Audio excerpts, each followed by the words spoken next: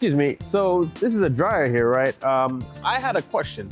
My dryer is like taking forever to dry my clothes. It's like 2 or 3 cycles. It's getting hot. The clothes are still damp.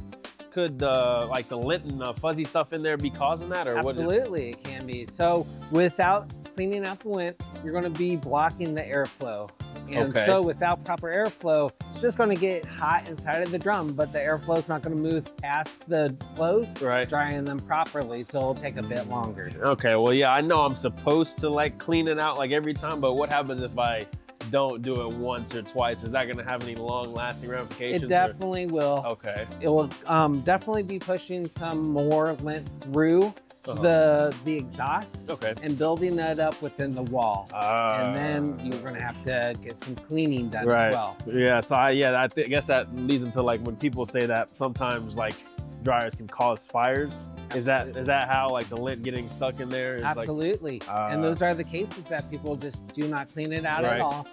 Improper airflow, and then the buildup within there, all the heat gets trapped, and then causes the fire within. Okay. So does that have to do with that big silver tube that's connected to the dryer? Yes, sir. So that's where the screen catches the lint. Is that what the tube's for? Or? So the tube is for to exhaust all the air, the hot air that passed through the clothes already.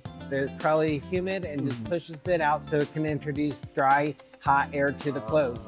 But with that, it will bring some of the lint through there, and the lint will get trapped where it bends too. Okay, all right. Well, I guess that makes sense. I guess I should just go clean it out before. Yes, sir. That's the best idea. Well, thank you for your time.